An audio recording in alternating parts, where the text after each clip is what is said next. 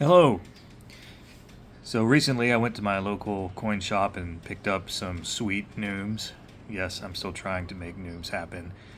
I went in and I said I was looking for Conder tokens. So if you want a refresher, I've talked about them before, but Conder tokens are copper coins or tokens that were privately minted in the UK and the British colonies in the 1700s to the early 1800s. And the reason they were privately minted was because the Royal Mint wasn't producing enough small coinage. So, to make small transactions possible, business conglomerates or wealthy individuals or other entities, what have you, were commissioning the minting of these copper tokens for use in day-to-day transactions.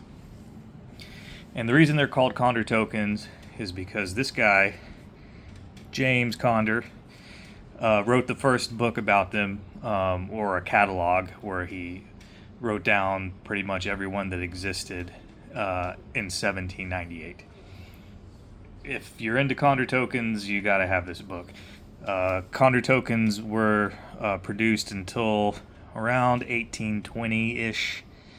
So there are some that won't be in this book, including one that I will show you today, but the vast majority are, and it's an indispensable resource. So I got to pour through some really ancient coin books that they brought out from the back.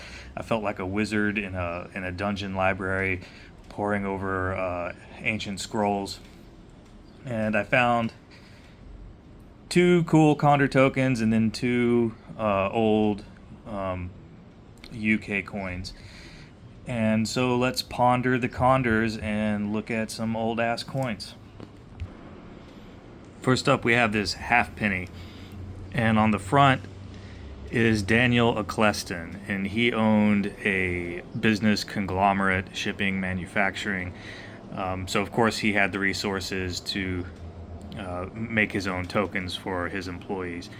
And this was in Lancaster, or what do they call it? Leicestershire? I don't know. Lancaster, England. So that's him. You'll notice how dark it is. All the Conder tokens, or the vast majority of them, were minted from copper that was from a vein that was newly discovered at the time in Wales. And to me, the surviving ones all have kind of a distinct coloration.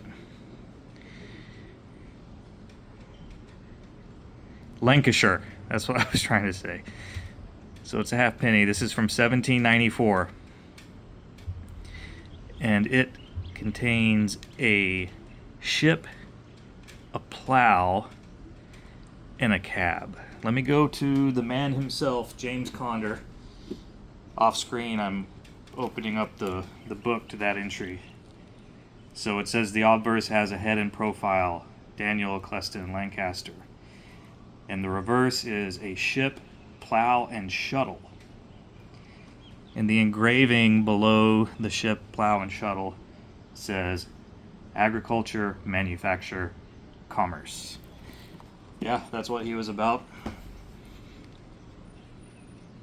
So cool piece of history. And many of the Conder tokens were engraved on the rim as well. All right, let's move on to the next. This halfpenny was issued in Canada, which was part of the British Empire at the time. And on the obverse is a guy named Field Marshal Wellington, who I have not been able to find any info about yet. This one is not in James Conder's book because it was produced in around 1815 to 1817, after the book was published, and I think Conder was dead at that point. On the back,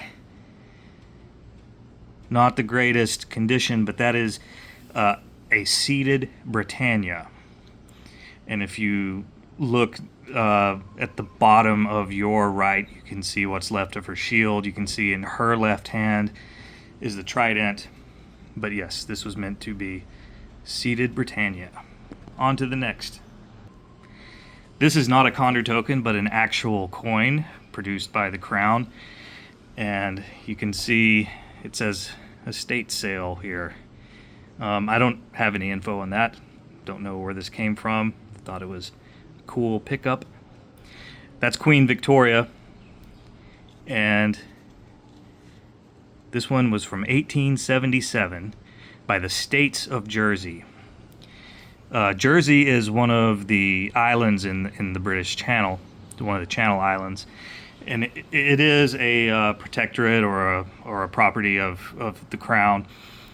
States refers to the three elements of their government, but Jersey is an island, and this is 1/12 of a shilling, which I thought was an interesting denomination. But right underneath Victoria's bust, there's the mint mark. It's an H, which means it wasn't minted at the Royal Mint in London. It was minted in a mint at Birmingham. And I believe it was like a contracted out to a private mint. But cool coin. And I saved the best for last. This one is mislabeled. On the holder it says 1770. This is clearly 1720. And it is a British farthing.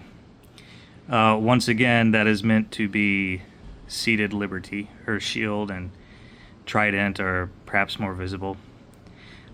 Around the rim it says Britannia. I confirmed that via Numista. And then here we have George the First. So the inscription is meant to say Georgius Rex. Not in the greatest condition. But at a 1720 mintage, this is the oldest piece I own currently. To put that into, that's 305 years ago. To put that into perspective, George Washington wasn't even born yet. So I thought this was just a cool piece of history that I couldn't pass up.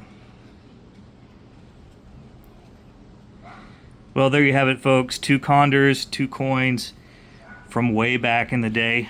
Hope you enjoyed it and hope you're having a great weekend. Cheerio.